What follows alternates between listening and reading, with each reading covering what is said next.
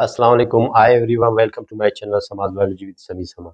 आज हमारे पास जो नेक्स्ट ऑर्गेनेली होगा वो लाइसोसोम्स होगा। जैसे कि हमने लास्ट टाइम मुख्तलिफ सेल के ऑर्गेनेलीज के बारे में पढ़े, उसके फंक्शन स्ट्रक्चर के बारे में।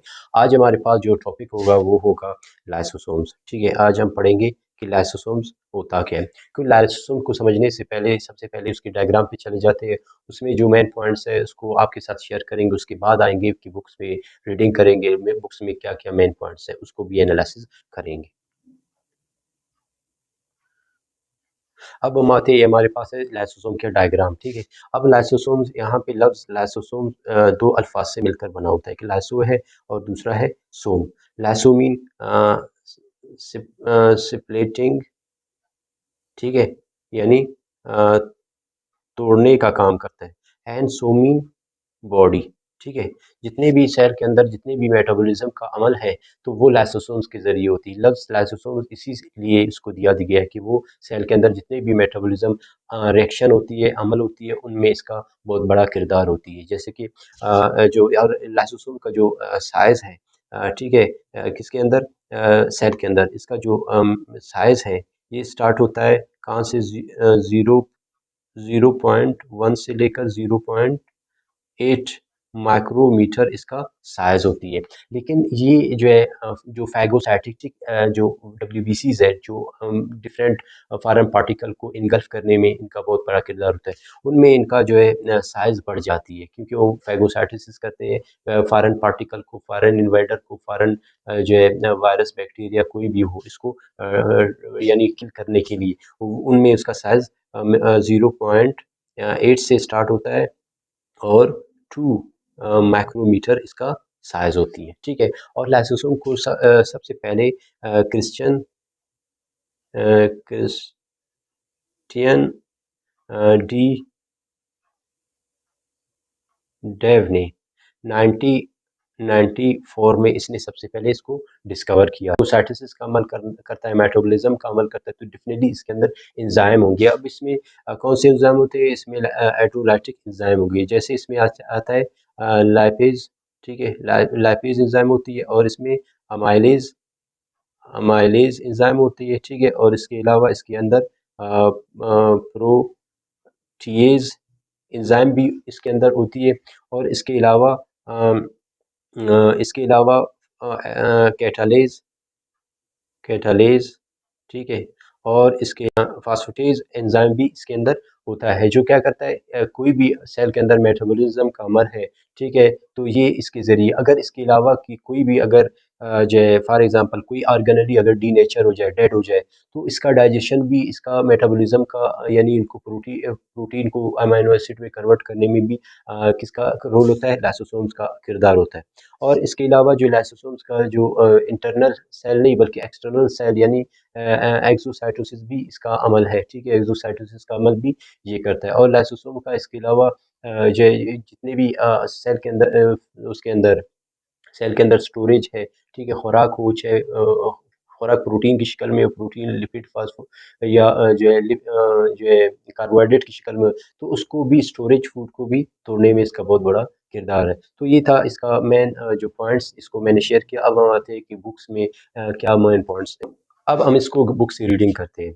लाइसोसोम, जैसे कि मैंने कहा था, लाइसोसोम जो दो लफ्ज़ से बना हुआ है, lyso mean splitting and soma mean body, ठीक है, are sac like single membrane bonded organelles. जैसे कि डायग्राम ने आपने देखा वो सिंगल मेम्ब्रेन, जैसे कि इस डायग्राम में आप बखूबी देख सकते हैं कि ये जो है फास्फोलिपिड जो है फास्फोलिपिड बायलेयर से बना हुआ है। ठीक है, फास्फोलिपिड बायलेयर का एक लेयर, और ये फास्फोलिपिड का ये दूसरा लेयर, यानी फास्फोलिपिड बायलेयर से बना हुआ है, जो क्या है, इसका सेल मेम्ब्रेन है। ठीक है, और इसके अलावा ये जो आपको नज़र आ रहा है ये डिफरेंट ऑर्गेनेलीज है। ठीक है, सॉरी, ये डिफरेंट इंजाइम्स है, हाइड्रोलाइटिक इंजाइम है, जैसे कि अमाइलेज, प्रोटीएज, लाइपेज और एसिडिक फास्फेटेज, ये सारे वो एंजाइम है। ठीक है, जैसे कि ये डायग्राम में आपको लैपेज नजर आ रहा है, और ये जो आपको नजर आ रहा है ये प्रोटीन चैनल है। ठीक है, प्रोटीन चैनल है, जब कोई चीज़ को अपने अंदर लिया जाता है, डाइजेस्ट कर रहा है, उसके बाद ये प्रोटीन चैनल के जरिए ये इसको बाहर खारिज करता है। जैसे कि आप इस डायग्राम में देख सकते हैं कि जो लाइसोसोम का किरदार क्या है, कि वो लाइसोसोम कोलेस्ट्रॉल को स्टोर करने में इसका किरदार होता है। ठीक है, कोलेस्ट्रॉल जो है स्टोर करने में इसका बहुत बड़ा किरदार होता है। उसके अलावा ये ऑटोफैगो साइटोसिस भी करता है, यानी सेल के अंदर कोई भी अगर ऑर्गेनिल काम करना छोड़े तो उसको डाइजेस्ट करने में भी इसका किरदार है। इसके अलावा ओस्टियोब्लास्ट में जैसे कि बोन्स का जो एक्स्ट्रा मटेरियल है, जो रिपेयर होने के बाद जो इसमें जो एक्स्ट्रा डेड सेल बच गए तो उनको वो डाइजेस्ट करने में भी इसका किरदार है। उसके अलावा जो सेल मेम्ब्रेन है उसमें रिपेयर करने में भी इसका किरदार है कि अगर सेल मेम्ब्रेन कहीं से डैमेज हो या बनना हो या टूटना हो या एक्सोसाइटोसिस या एंडोसाइटोसिस हो जाए, उस दौरानिया में भी इसका बहुत बड़ा किरदार है। उसके अलावा जो है एक्स्ट्रा सेलुलर डाइजेशन भी वो इस तरह बाहर जाकर एक्स्ट्रा सेलुलर जो डाइजेशन है वो भी लाइसोसोम के थ्रू भी होता है। और इसके अलावा जो है ये कुछ हद तक जो है फैगोसाइटोसिस भी करता है, यानी कोई अगर वायरस हो यानी स्मॉल माइक्रो ऑर्गेनिज्म हो तो उसको भी वो क्या करता है, इनगल्फ कर देता है और उसको भी किल कर देता है, डाइजेस्ट कर देता है। और इसके अलावा एंटीजन प्रेजेंटेशन का भी काम करता है। अगर फॉर एग्जांपल इस वायरस को उसने डाइजेस्ट किया तो इसके जो एंटीजन्स है उसको प्रेजेंट करता है, जैसे कि मोटिवेट करने के लिए टी सेल बी सेल को, जो जाकर क्या करते हैं, जैसे कि प्लाज्मा सेल बन जाता है, एंटीबॉडीज़ बन जाते हैं। और इसके अलावा जीन रेगुलेशन, ठीक है, जैसे कि जीन्स रेगुलेशन में जैसे कि कोई अगर जीन बना हुआ है या टूट रहा है तो उनको रिपेयर करने में भी, या म्यूटेशन हो जाती है जैसे कि जीन म्यूटेशन, उसमें भी ये रिपेयरिंग में बहुत बड़ा किरदार इसका होता है। तो ये मेन पॉइंट्स थे। अब हम आते हैं इसको किताब से रीडिंग करते हैं। आगे क्या कह रहा है, which break micro molecules in a cell, ठीक है, जितने भी सेल के अंदर मैक्रो मालिक्यूल, बड़े मालिक्यूल है यानी प्रोटीन, कार्बोहाइड्रेट, लिपिड, इसको मैक्रो मालिक्यूल में तोड़ देता है, जैसे कि अमाइनो एसिड जो ग्लूकोज और फैटी एसिड में कन्वर्ट कर देता है। डिस्कवर्ड बाय, जैसे कि हमने इंट्रो में कह दिया था कि बेल्जियम का एक साइंटिस्ट था क्रिश्चियन डी डेव, इसने जो है सबसे पहले इसको डिस्कवर किया था 1949 में। उसके बाद अकरेंस, डेफिनेटली ये मौजूद होता है कहाँ पे, यूकेरियोटिक सेल के अंदर मौजूद होता है। और इसके अलावा लेकिन वो आरबीसीज में मौजूद नहीं होता, ठीक है, आरबीसीज में मौजूद नहीं होता क्योंकि आरबीसीज के अंदर कोई ऑर्गेनेलिज मौजूद नहीं होता, तो डेफिनेटली लाइसोसोम भी वहाँ पे नहीं होता। Plant central vacuoles function lysosome, यानी जो जो प्लांट के अंदर जो बड़ा एक वैक्यूल है, वाटर वैक्यूल, उसमें एंजाइम का किरदार वहाँ पे जो है लाइसोसोम का किरदार, वो वैक्यूल एज अ लाइसोसोम का किरदार अदा कर देता है। These are for lysosomes are less in number plant, जैसे कि मैंने बता दिया कि प्लांट्स में लाइसोसोम की जो है तादाद यानी कंसंट्रेशन कम होता है as compare to animal. Animal में ज़्यादा होता है क्योंकि एनिमल में मेटाबॉलिज्म रेट बहुत ज़्यादा होती है, क्योंकि उनको उनको ट्रांस यानी लोकेशन करना यानी लोकोमोशन करना पड़ता है, जिसकी वजह से उनको उनके अंदर ज़्यादा होती है और जदोजहद करना पड़ता है। अच्छा, all fungi contain the lysosome, जितने सबसे ज़्यादा जो लाइसोसोम्स है वो कहते हैं फंजाई में पाया जाता है। The periplasmic space of bacteria, ठीक है, पेरिप्लाज्मिक जो स्पेस है बैक्टीरिया का, जैसे कि उसके जो पेप्टाइडोग्लाइकेन और सेल मेम्ब्रेन के दरमियान जो एक स्पेस होती है उसको कहते हैं पेरिप्लाज्मिक स्पेस, बैक्टीरिया की सेल मेम्ब्रेन के अंदर, सेल वॉल के अंदर। तो उस पेरिप्लाज्मिक स्पेस के अंदर लाइसोसोम्स पाए जाते हैं। Many function of the lysosome, lysosome की बहुत सी फंक्शन है। अब हम आते हैं इसके अब हम आते हैं इसकी केमिकल कंपोजिशन ऑफ लाइसोसोम। अब लाइसोसोम की जो केमिकल कंपोजिशन है उसके ऊपर आते हैं कि इसका कंपोजिशन क्या है। लाइसोसोम्स कंटेन एंजाइम्स, हमें पता है कि इसके अंदर एंजाइम्स होते हैं, जैसे मैंने बता दिया आपको, लाइक एसिड फास्फेटेज होती है, ठीक है। इसके अलावा हाइड्रोलाइटिक एंजाइम्स, कार्बोहाइड्रेज, ठीक है, कार्बोहाइड्रेज या इसको अमाइलेज भी कहते हैं, लैपेज, ठीक है।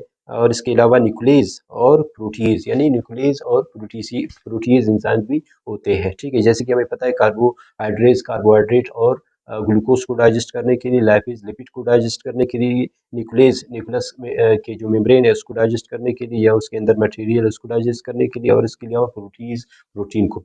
उसके बाद शेप पे आते हैं कि इसका शेप किस तरह का होता है, ठीक है।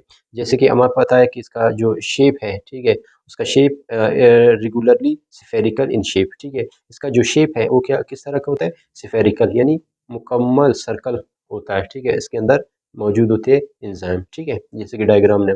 उसके बाद आते हैं इसके साइज पे कि साइज इसका क्या है, रेंजेस के 0.1 से 0.8 माइक्रोमीटर इसका साइज है। लेकिन डब्ल्यूबीसीज में इसका साइज बढ़ जाती है, क्योंकि वो फैगोसाइटोसिस का अमल करता है कि फार्म पार्टिकल को जो डाइजेस्ट करने की, तो 0.1 से लेकर 2 नैनोमीटर इसका साइज होती है। तो ये था इसका साइज। अब आते हैं इसके जो टाइप्स, लाइसोसोम्स के कितने टाइप्स हैं। These are known as polymorphic cellular organelles. इसको पॉलीमॉर्फिक सेलुलर ऑर्गेनिज्म एक फॉर्म में नहीं पाया जाता, because during the function exist in different morphological physiological state। जो जब ये आम हालत में होती है, इसका जो स्ट्रक्चर और होता है, ठीक है, मार्फोलॉजी और होती है। जब काम सर अंजाम होती है, तो इनका जो काम करने में इसका जो शेप है, मार्फोलॉजी है, उसमें तब्दीली आ जाती है। अब आते हैं इसके प्राइमरी लाइसोसोम्स किसको कहते हैं। प्राइमरी लाइसोसोम जैसे कि हमें enzymes are synthetic by the ribosomes of a rough endoplasm. जब रफ एंडोप्लाज्मिक रेटिकुलम सबसे पहले जो जैसे कि फॉर एग्जांपल प्राइमरी जो लाइसोसोम है, उसके अंदर एंजाइम नहीं होते।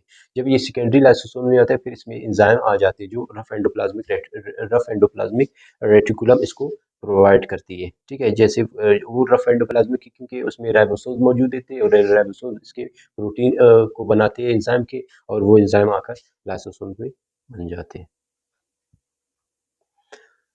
अच्छा, एंडोप्लाज्मिक रेटिकुलम में बनकर आते हैं। They take the Golgi bodies. उसके बाद गोल्जी बॉडीज के बाद where these are pass in a bonded of in a Golgi vesicle. ठीक है, जैसे कि गोल्जी बॉडी हमने पढ़ा था, तो गोल्जी बॉडी में आप देखिए वेजिकल सेक लाइक जो स्ट्रक्चर बनते थे, तो वो सेल लाइक स्ट्रक्चर वेजिकल की शक्ल में होते थे। जब ये निकल जाते थे लाइसोसोम बनाने के लिए, तो वो प्राइमरी कहलाते थे। जब ये जो है इसमें एंजाइम बनकर आ जाते थे, गोल्जी बॉडी से पैक होकर निकलते थे, तो उसमें एंजाइम आ जाते थे, तो फिर एंजाइम के बाद ये लाइसोसोम वैसे जो गोल्जी बॉडीज है, बहुत सी सैक तेलें बनाता है, लेकिन वो सैक में डिपेंड करता है कि उसका फंक्शन क्या है। अब लाइसोसोम भी एक सैक है जो रिलीज होती है कहाँ से, गोल्जी बॉडी से, लेकिन जब इसमें एंजाइम आ जाती है, तो ये लाइसोसोम बन जाती है। Secondary lysosomes. हम आते हैं सेकेंडरी लाइसोसोम्स होता क्या है। ठीक है, secondary lysosome they are also called digestive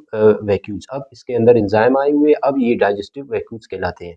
they are formed in by the fusion of the primary lysosome. Primary lysosome की फ्यूजन से बनती है। जैसे कि मैंने कहा कि प्राइमरी लाइसोसोम में एंजाइम नहीं होते, अगर हो तो फंक्शनल नहीं होते, लेकिन जब यूँ ये फंक्शनल हो जाती है या काम सर अंजाम दे रहे थे, तो फिर वो जो है क्या होता है, सेकेंडरी लाइसोसोम्स होते हैं।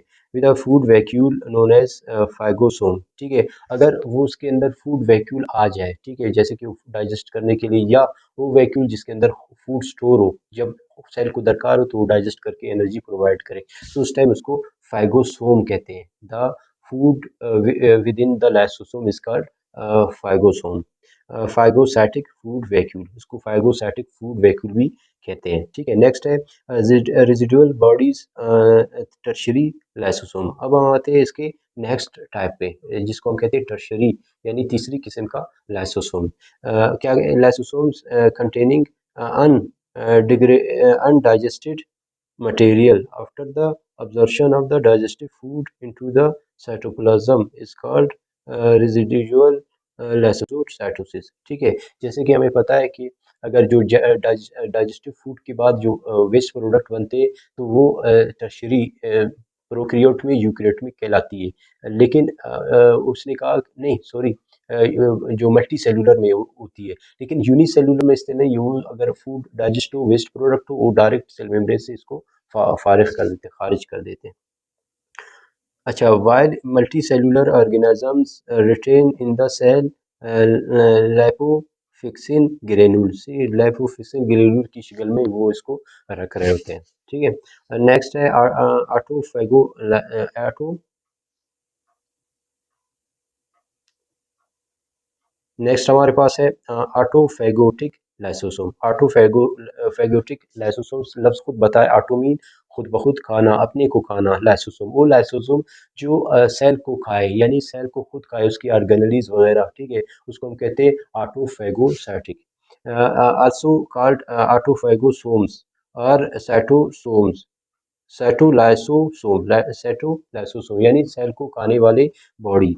When primary lysosome fuse with a dead cellular organelles such as mitochondria, ठीक है, माइटोकॉन्ड्रिया हो, ठीक है, या दूसरी डेड ऑर्गेनेल जब वो क्या करता है उसको इंगल्फ कर देता है, उसको डाइजेस्ट कर देता है, तो उस टाइम ये कहलाता है ऑटोफेगो, यानी सेल अपने को खुद खा रहा है। After 10 days to be digested in called autophagosome, ठीक है।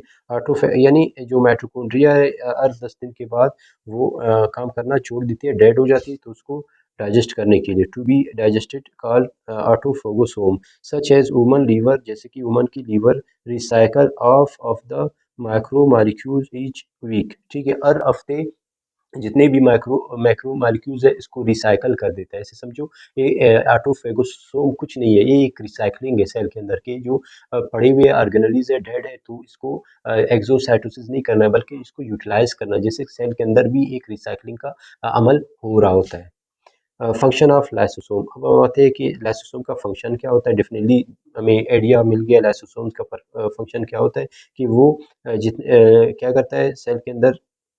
Lysosome perform many function inside the outside the cell, सिर्फ सेल के अंदर नहीं, सेल के बाहर भी इनका बहुत बड़ा किरदार है। अब हम आते हैं कि इसका इंट्रा और एक्स्ट्रा सेलुलर फंक्शन क्या होती है। सबसे पहले आते हैं इंट्रा सेलुलर डाइजेशन, ठीक है। इंट्रा सेलुलर डाइजेशन में क्या है, foreign substance receive by the cell, जब कोई फॉरेन फूड प्रोटीन की शक्ल में, कार्बोहाइड्रेट लिपिड की शक्ल में जो है एंडोसाइटोसिस होती है ब्लड से, तो क्या हो जाती है, ये लाइसोसोम के पास जाते हैं, लाइसोसोम इसको फाइगोसाइटोसिस करती है, जिसकी वजह से वो क्या कहते हैं, या फाइगोसाइटोसिस करता है, या अगर वो सॉलिड फॉर्म में है, ठीक है, या प्रोटीन कार्बोहाइड्रेट लिपिड है सॉलिड फॉर्म में, अगर वो लिक्विड शक्ल में है, ठीक है, जूस की शक्ल में है, ठीक है, तो वो पिनोसाइटोसिस यानी वाटर के साथ शामिल हो, तो इसको हम कहते हैं पिनोसाइटोसिस। यानी इसका मतलब है सेल का खाने के अमल को फाइगोसाइटोसिस और सेल के पीने के अमल को पिनोसाइटोसिस कहते हैं। Are digested by lysosomes, lysosomes के जरिए डाइजेस्ट होता है। This process is called autophagy, ठीक है, एट्रोफेगी इस अमल को कहा जाता है, दोनों के मजमूई अमल को एट्रोफेगी। द ओल्ड और dead cell organelles are digested, ठीक है, जितने भी सेल के अंदर जो सेल ऑर्गेनेलीज वक्तन फ़वक्तन जो है काम के हिसाब से ज़्यादा बढ़ जाते हैं, कम हो जाते हैं, तो उस सूरत में जो एक्स्ट्रा है या डेड है, तो उनको क्या हो जाता है, उनका डाइजेशन हो जाती है, इनको रिसाइकलिंग किया जाता है by the help of lysosome. Lysosomes and lysosomes stored food is also digested during the स्टरवेशन, ठीक है, स्टरवेशन के दौरान, फाके के दौरान, यानी काफ़ी हद तक जो एक जानदार है वो खाना ना खाए, काफ़ी फाके की हालत में रहा हो, तो उस टाइम उस सेल के अंदर जितने भी स्टोर्ड फूड है उसको डाइजेस्ट करके उसको एनर्जी प्रोवाइड करती है। जैसे कि हमें भूख लगती है, ठीक है, तो खाना ना मिले तो वक्ती तौर पर तो टाइम के साथ वो हमारी भूख खत्म हो जाती है। वो भूख इसलिए खत्म हो जाती है कि हमारे शहर के अंदर जो स्टोरेड फूड है वो लाइसोसोम इसको डाइजेस्ट करके आपको एनर्जी प्रोवाइड कर रहा होता है, ठीक है। अब हम आते हैं एक्स्ट्रा सेलुलर डाइजेशन। अब एक्स्ट्रा सेलुलर डाइजेशन से क्या मुराद, कि सेल के बाहर भी लाइसोसोम का एक बहुत बड़ा किरदार है, वहाँ पे भी ये जाकर कुछ चीज़ों में हेल्प करता है डाइजेशन वगैरह में। Lysosomes are help in the lysosomes help in the extra cellular digestion releasing enzyme. वो क्या करता है, एक्स्ट्रा सेलुलर अगर डाइजेशन हो तो वो क्या करता है, बाहर एंजाइम को खारिज करता है, और वो जहाँ जहाँ पे अगर किसी चीज़ का डाइजेशन हो तो उसको डाइजेस्ट कर देते हैं। जैसे कि मिसाल के तौर पर लाइसोसोम्स ऑस्टियोब्लास्ट, जैसे कि ऑस्टियोब्लास्ट में जब हड्डी टूट जाती है, ठीक है, हड्डी टूट जाती है, ठीक है, हड्डी टूट जाती है, तो उसको जब मिलाएगा, तो मिलने के बाद ये जो एक्स्ट्रा जो जैसे इसमें प्लेटलेट्स होते हैं, ठीक है, आरबीसीज डब्ल्यूबीसीज वगैरह, यहाँ पे क्या करते हैं, इस बोन को रिपेयर करते हैं। जो एक्स्ट्रा मटेरियल यहाँ पे बच जाता है, उस एक्स्ट्रा मटेरियल को डाइजेस्ट करने में लाइसोसोम क्या करता है, बाहर एंजाइम खारिज करता है, जो एक्स्ट्रा जो मटेरियल यहाँ पे इनको रिसाइकल कर देता है। Bone eating cell dissolve unwanted part of the bone, unwanted जो सेल का हिस्सा नहीं बनना चाहते उसको डाइजेस्ट कर देता है या इसको रिसाइकलिंग करता है। Extra cellular digestion also take place in fungi, fungi में एक्स्ट्रा सेलुलर डाइजेशन, तो इसका मैंने कहा वो ऑब्जर्वेशन यानी अपने खुराक को ऑब्जर्व कर देता है फंजाई, तो वो क्या करता है, बाहर अपने खुराक को यानी सॉफ्टन कर देता है, उसको डाइजेस्ट कर देता है, फिर इसको ऑब्जर्व करके ले लेता है, तो इसलिए वो बाहर एक्सोसाइटोसिस के ज़रिए, लाइसोसोम के ज़रिए अपना जो एंजाइम खारिज करता है, जिसकी वजह से वो डाइजेस्ट होता है तो खुराक, तो फिर उसको जज़ब कर देता है, ऑब्जर्व कर देता है। अब हम आते हैं इसकी ऑटोलाइसिस, ठीक है, ऑटोलाइसिस मीन खुद ब खुद खाना। Some time all lysosomes of a cell burst to dissolve cell completely. ठीक है, अगर कोई भी लाइसोसोम ब्रस्ट हो जाए तो इससे इसके एंजाइम खारिज हो जाती है और सेल के जितने भी ऑर्गेनेलीज है उसको नुकसान पहुंचा रहा होता है, तो उस टाइम इसको हम कहते हैं autolysis. This also called the suicidal bag because old cell like WBCs, platelets, uh, uh, WBCs, platelets और epithelial cells are also removed autolysis. ठीक है, उनको भी जैसे कि इनका भी एक जैसे आरबीसी से 120 डेज के बाद जो है इसका लाइफ ख़त्म होता है, तो उसका भी डाइजेशन में इसका किरदार है। उसके अलावा प्लेटलेट्स है, ठीक है, 4 से 8 दिन में जो है इनके जो डेथ हो जाती है, इनकी जो डिफंक्शन हो जाती है, तो इनको भी एक्स्ट्रा सेलुलर डाइजेशन में हेल्प करती है। इसके अलावा आगे कह रहे हैं कि जो अनवांटेड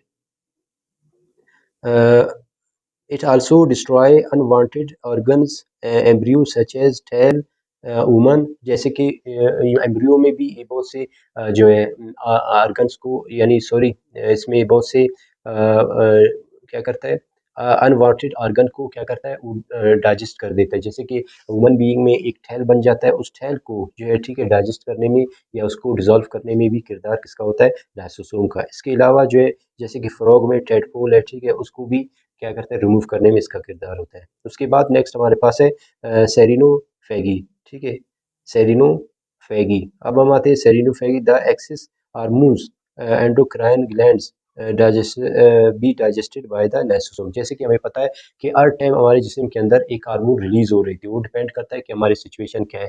तो इस हिसाब से थायराइड थायरक्सिन है या ऑक्सीटोसिन है या इंसुलिन है या ग्लूकागोन है, ठीक है, ये सारे रिलीज होते हैं, लेकिन इनका साइक्लिंग होना चाहिए। अगर साइक्लिंग नहीं होता है तो बॉडी का जो ओस्मोसिस या ओस्मो रेगुलेशन है वो स्टिमुलेट यानी उन पे इफेक्ट पड़ता है। ओस्मो जो होम्योस्टेसिस है वो स्टेबल नहीं होती, तो जिसकी वजह से इनको रिसाइकिल करना पड़ता है, और रिसाइकिल में ये इसमें लाइसोसोम का बहुत बड़ा किरदार है। This process is known as crinophagy. इस अमल को सेरिनोफेगी कहते हैं जिसमें हार्मोन का रिसाइकलिंग हो।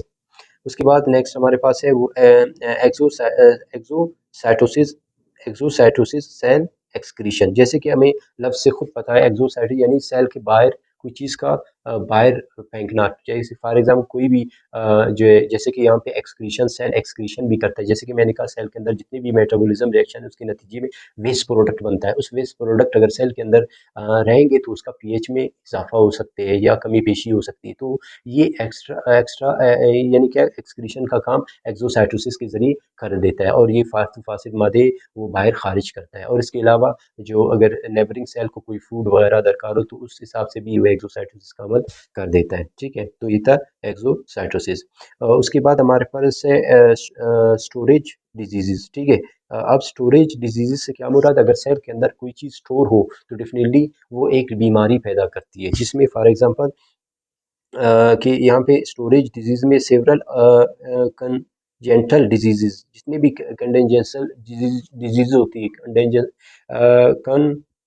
कंजेंटियल कंजेंटियस डिजीज़ होती है जो जेनेटिकली नहीं होते, बल्कि वो पैदाशी एक बच्चे में एक बंदे में पैदा होती है, लेकिन वो जेनेटिकल नहीं होती, ये माँ के पेट से ही उनमें ये मसला आ जाती है, तो उसको कंजेंटियल डिजीज़ करते हैं। By birth both not heredity. अब ये बाय बर्थ नहीं होता बल्कि हेरिडिटी होती है। Have been found to be occur in due to the accumulation of substance within the cell. ये बीमारी कब होती है, जब सेल के अंदर या एम्ब्रियोज के अंदर जो है एक्स्ट्रा जो है अगर स्टोरेज हो, वो स्टोरेज जो है ग्लाइकोजन की शक्ल में हो सकती है, वो जो है किसी और फार्म में हो सकती है कि वो वहाँ पे जैसे कि कोलेस्ट्रॉल की शक्ल में मौजूद होती है, ग्लाइकोजन या वेरियस ग्लाइकोलिपिड की शक्ल में। These are caused by the mutation of gene of lysosome enzyme. Lysosome जो एंजाइम को बनाने वाला जो जीन है, अगर उन पे कोई म्यूटेशन हो जाए, ठीक है, उसमें कोई तब्दीली आ जाए, ठीक है, तो जिसकी सूरत में वो एंजाइम नहीं बन रहा होता और वो जो है ग्लाइकोजन डाइजेस्ट नहीं होता, यूटिलाइज नहीं होता, जिसकी वजह से ये बीमारी आ जाती है। ठीक है, अब हम आते हैं इसमें कौन कौन से बीमारी है। फॉर एग्जाम्पल अच्छा, इस तरह के कह रहे हैं कि about 20 such disease known as to be these given below, ठीक है। उनमें बहुत यानी 20 किस्म की बीमारी है, लेकिन आपके सिलेबस में 1 से 2 का नाम दिया हुआ है। हम आते हैं इसको पढ़ते हैं, ठीक है। सबसे पहला है glycogenesis type of 2 diseases, glycogenesis type 2 diseases. अब ये होता क्या है इसमें definitely it is cause by absence of D glyco glycosidase, ठीक है। डी ग्लाइकोसाइडेज एक एंजाइम है जो ग्लाइकोजन को यानी ग्लाइकोजन को ग्लूकोज में कन्वर्ट कर देते हैं। अब ये क्या है, ये एंजाइम बन नहीं रहा क्योंकि इसके जीन में म्यूटेशन हुआ है, जिसकी वजह से वो अगर कोई जो एम्ब्रियो में ट्रांसफर हो जाए तो उस में ये बीमारी पैदा होती है। दिस डिजीज लीवर, जैसे कि हमें पता है कि जो ग्लूकोज ग्लाइकोजन लीवर में होती है तो वहाँ पे ये क्या हो जाती है। इसके अलावा मसल्स में, ठीक है, appear in the fulfil with glycogen, ठीक है, उसमें ग्लाइकोजन का डाइजेशन नहीं होती। जो नेक्स्ट जो डिजीज है वो है टायसच डिजीज। टायसच डिजीज क्या होती है? टायसच डिजीज रेयर और disorder present in to child, ठीक है। चाइल्ड में मौजूद है। Is cause by the absence of enzyme beta hexosaminidase, ठीक है। बीटा एक्सोसेमिनेडेज जो एंजाइम है that help in the breakdown of the fatty, यानी इसमें कोलेस्ट्रॉल है, ठीक है, इसको तोड़ देता है या फैटी एसिड को तोड़ देता है। इसका किरदार है किसका? एक्सो सेमी सेमिनेडेज, ठीक है, एंजाइम है जो क्या करता है इसको डाइजेस्ट कर, लेकिन वो उसका एंजाइम का प्रोटीन नहीं बन रहा क्योंकि इसका जीन इज इफेक्टेड। इसके अलावा these substance brain cells gangliosides, ठीक है, gangliosides built up the toxic level mainly in the babies, ठीक है। इसमें क्या होता है, टॉक्सिक लेवल बढ़ जाती है कि नर्व सेल के अंदर, जिसकी वजह से the children young children attack with the function of the neurons, ठीक है, जिसमें इसके न्यूरॉन इफेक्टेड हो जाती है, जिसकी वजह से उसमें बहुत से जो है एबनॉर्मलिटीज़ आ जाती है, डिसेबिलिटीज़ आ जाती है। सिम्टम सिम्टम क्या है? Children loss muscle control, eventually this lead to mental retardation, ठीक है। इसमें मेंटल पे भी इसका इफेक्ट आ सकती है इस बीमारी की वजह से। और ब्लाइंडनेस, ठीक है, ब्लाइंडनेस इसमें जो है इसमें देखिए रात को यानी उसको कम दिखाई देती है। और इसके अलावा पैरालिसिस, इवन पैरालाइज भी कर देता है, जिसम का एक हिस्सा काम करना छोड़ देता है, या इवन डेथ, यानी डेथ तक इसको पहुंचा देता है, ठीक है। तो ये था हमारे पास लाइसोसोम, ठीक है। नेक्स्ट हमारे पास टॉपिक होगा वो जो है जो माइटोकॉन्ड्रिया होगा, बहुत इंपॉर्टेंट आर्गन है। Okay, thank you very much.